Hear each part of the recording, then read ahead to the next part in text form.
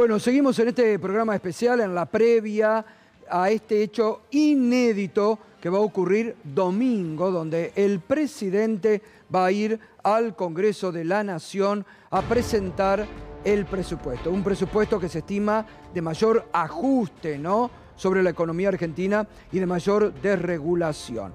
Ya estamos en comunicación con Alejandro Berkovich. Berko, ¿cómo estás? Buenas noches.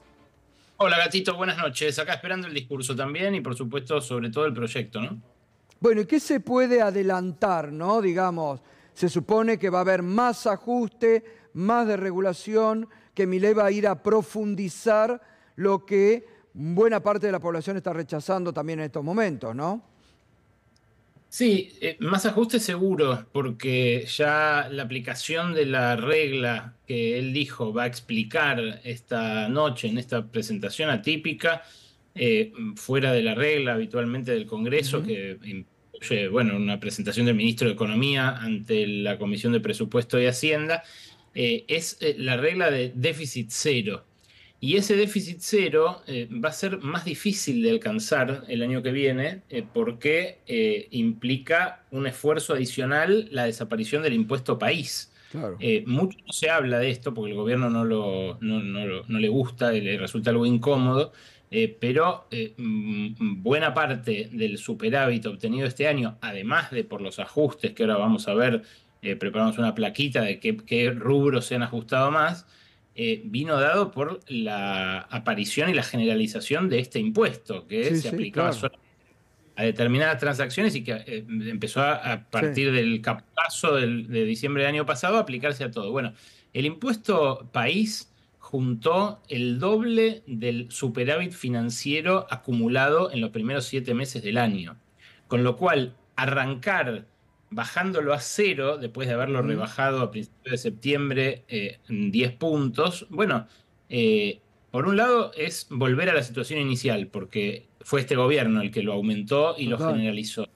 Pero por otro lado implica mucho más ajuste que el realizado hasta ahora, porque ese ingreso no va a estar y la regla de déficit cero va a implicar partir de ahí. Claro. Y, y esto es importante verlo, digo, tenerlo presente en la presentación de hoy, porque lo que hoy se presente como algo técnico, en realidad es parte de la discusión política que se va a llevar adelante en los próximos meses, no solo en el Congreso, sino también en las calles.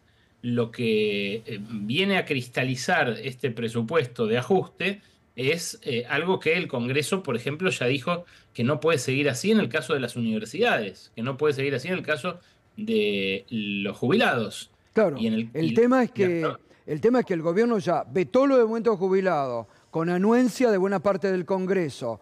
Va por el veto a el financiamiento universitario.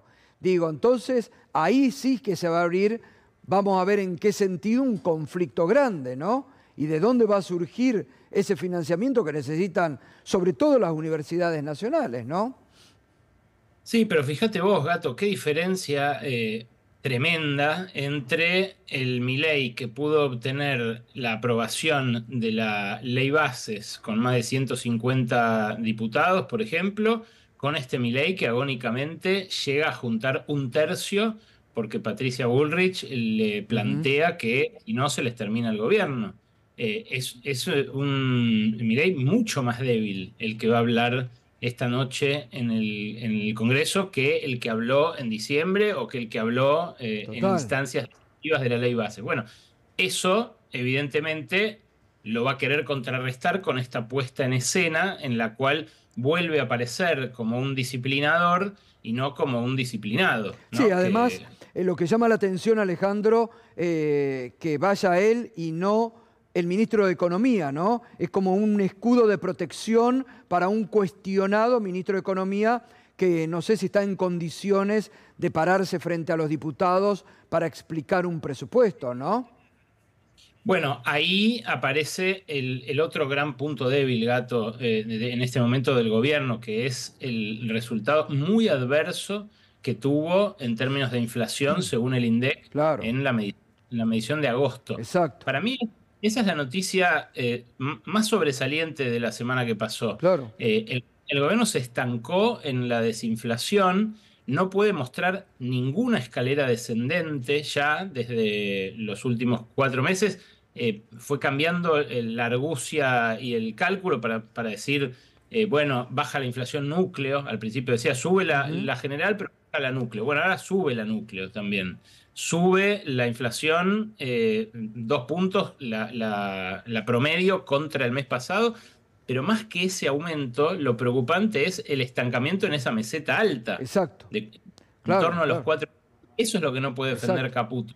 Y ese es el Exacto. principal argumento electoral de Claro. Milei. Milei lo que dice en general en sus ponencias o en las entrevistas que da, en las charlas que tiene, porque entrevistas, en No, las entrevistas se pregunta un poco más, ¿no? así. Pero en las charlas que tiene, él todo el tiempo habla de que todos los objetivos están subordinados a la baja de la inflación. Ujú. Bueno, la baja de la inflación se interrumpió y estamos lejos de un escenario en el cual ese 2% vaya a confluir Claro. con la suba del dólar, la Ujú. inflación, todo. Sobre todo, ten en cuenta, Gato, que ayer a mí me alcanzaron, hoy lo publiqué en el diario, creo que salen algunos medios más.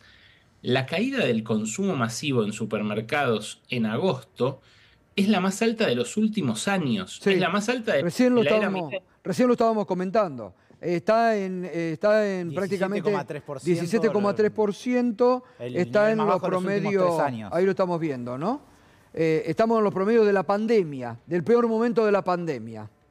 Pero vos fíjate, está Lerner, Sí, bueno, clarísimo este dato. Una cosa es tener 4%, 4,2% de inflación con la economía creciendo, con el consumo por lo menos constante, y otra cosa es tener esos niveles de inflación con este desplome del consumo. claro. Porque lo que muestra es que no es la inflación de demanda motorizada por la emisión monetaria, como decía Milei, que es todo y siempre un fenómeno monetario, que yo, bueno, se están encontrando con una inercia que tiene que ver también con la debilidad política del gobierno. Es muy difícil que en un contexto de repliegue político, un momento defensivo de resistencia, como escribió hoy Jorge Liotti, para el gobierno en términos de poder, bueno, abortar un esquema inercial inflacionario. La inercia justamente se combate con poder. No, y Cuando además, vos tenés en cuenta, lo hemos estado analizando en esta semana, con todos los aumentos, con los tarifazos que se han venido ya empezado septiembre, ¿no? Quiere decir que va a seguir todavía en este 4, 4,2, un poco más la inflación, ¿no? Sí, sí, de vuelta, es un piso difícil de perforar y más difícil de perforar con las herramientas con las cuales intenta perforarlo el gobierno. Ujú. Es algo que, bueno, evidentemente procurará revisar con el presupuesto que vamos a ver en un ratito, pero en realidad lo que ya adelantaron que puede pasar apunta a profundizar ese Sí, problema. sí. Y lo otro es que, suponete que no lo profundizara, que sacara alguna medida de incentivo al crecimiento o al consumo. Un rumor, por ejemplo, era que para contrapesar el efecto político, el costo político de haber vetado las 15 lucas para los jubilados, le podían llegar a aumentar el bono a los jubilados en esta presentación del presupuesto. Ese es el rumor que circuló por lo menos en algunos círculos de negocios el viernes, ayer. Ponele que anuncia un aumento del bono a 80 lucas, a 85 lucas para compensar las 15 que debieron haber cobrado por el reajuste que proponía el Congreso. Eso haría crecer o caer menos el consumo, apuntalaría el consumo, pero a su vez empujaría las importaciones. Y el gobierno tiene un problema, que es que quiere poner en marcha un esquema de 1 a 1 sin tener dólares. Y eso es imposible, porque Claro. el atraso cambiario hace que cada vez se importe más. La baja del impuesto país desde esta semana hace que, este mes, desde hace 2 semanas, hace que se importe más. Y el problema es que no están los dólares para importar, Claro. Gato. Ale, No es el 1 a 1, ¿entendés? Es el 1 a 1 sin dólares. claro. Claro. Ale, este presupuesto va a ser el del año electoral, que se va a revalidar la gestión de Javier Milei, sobre todo en la economía. Vos decías, inflación ya no tiene que mostrar, que era el indicador más importante, porque el gobierno te decía, mientras nosotros controlemos la inflación, todo el resto no importa. Y te preguntaba, vos hablabas de los dólares. ¿Pueden llegar los dólares, aunque sea del FMI, para darle un poco de aire? ¿Con qué va a contar el año que viene el gobierno para tratar de tener un año legislativo que además ellos dicen, tenemos que ganarlo porque tenemos que dar las discusiones en el Congreso más fuerte que antes? Bueno, lo del Congreso y las consecuencias políticas de lo que están haciendo, Rosario, lo analizás con mucha más solvencia e información vos que yo. Yo te puedo contar dos historias vinculadas al Fondo Monetario. Creo que Mariano tiene una placa para Sí. compartir la cartera del fondo y cuánto representa Argentina en este momento.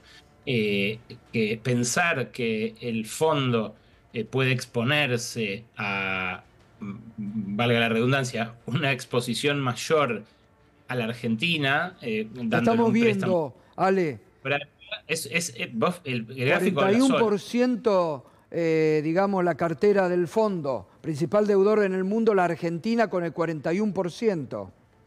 Exacto. Vos mirá ese gráfico e imagínate cómo hace la autoridad máxima del fondo, Cristalina Georgieva, y cómo hace también el staff del fondo, ¿no? Los que están encargados de darle la justificación teórica a todo esto, para decirle a las otras autoridades, a los otros países que firmaron acuerdos, que a ellos los obligaron a devaluar y a ellos los obligaron a desmantelar sus controles de cambios y a nosotros nos dan más plata y somos el principal deudor. Claro. Y no nos exigen nada de eso. ¿Cómo hacen para decirle a Egipto, por ejemplo, al cual este año lo hicieron devaluar y levantar su cepo, que a nosotros nos van a dar más plata, siendo que les debemos más plata también, y que a ellos los obligaron a devaluar y a nosotros no? A nosotros nos dejan vender esos dólares baratos a la élite local, como hizo Macri en 2018. Es muy difícil. Lo que pasa es que el fondo es capaz de esas contorsiones y más. Por eso yo no te diría hoy, es asegurado que el fondo no le va a dar más guita a la Argentina. No, y además todo depende del resultado político en Estados Unidos. Va a ser fundamental el resultado político de Estados Unidos entre Donald Trump y Kamala Harris. Eso, si llega, como indican las encuestas, a ganar Kamala Harris, bueno, me parece que ahí va a estar en problemas también el gobierno de Milei, ¿no?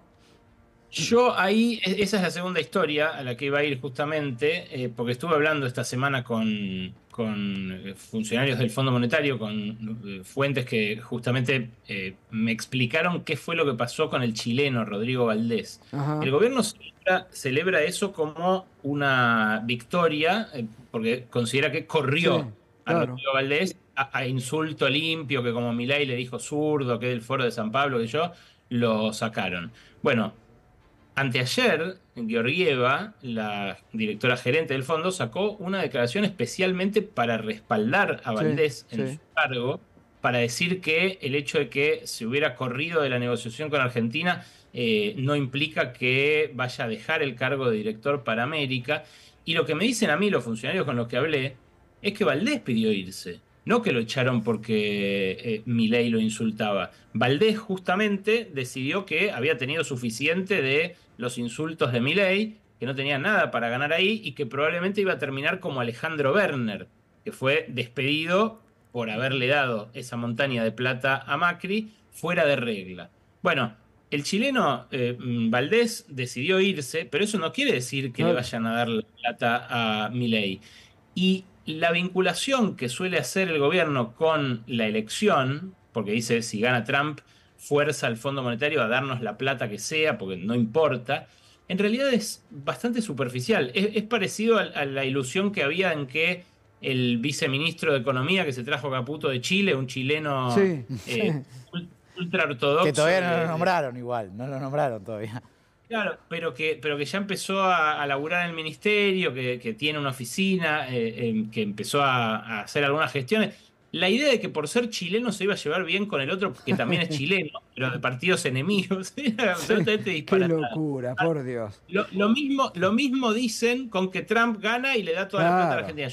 Yo creo dos cosas. Primero, creo que si Trump hace eso es porque decide romper el Fondo Monetario como herramienta, porque lo pone en un ridículo ya difícil de salvar. Pero por otro lado, pienso que Kamala Harris también querría cuidar o blindar a Milei de un colapso complicado como el que puede tener un programa de ajuste tan draconiano que pierde apoyo tan aceleradamente como ahora. Porque Kamala Harris, si bien es demócrata y no comulga con las ideas de ultraderecha que emparentan a Milei con Trump y demás, no deja de ser la presidenta, eventualmente, si gana, de los Estados Unidos. Obvio. Y Estados Unidos mira al Cono Sur, ve a Boric, ve a Lula, ve a Luis Arce en Bolivia, ve a Gustavo Petro en Colombia, ya no en el Cono Sur, pero sí en Sudamérica, y considera, por lo que me dicen, que Milei es un contrapeso gritón, barato y muy alineado, diría, no pide nada a cambio. Claro. Entonces, darle aire financiero, oxígeno financiero a Milei es algo que también pueden querer hacer los demócratas. Ahora, no le van a dar una montaña de guita como le dieron a Macri, porque las reglas del fondo no lo permitirían de ninguna manera. 2 veces no, 2 veces ya no. Con una fue suficiente y bastante endeudados nos han dejado. Bueno, Berco, vamos a ver. Vamos a ver qué... Perdón. No, es muy poco tiempo, 6 años de diferencia. Son claro, 2 veces, pero total. no es que hay una década en el medio, 2 décadas, ¿viste? Exacto, muy poco, ¿verdad? Bueno, Berco, querido, gracias. Gracias siempre por la información, el análisis y bien a ver qué a partir de las 21 anuncia presente. Un abrazo grande, Berco, gracias. Vamos al habla, a ustedes. Gracias. Adiós. Bueno.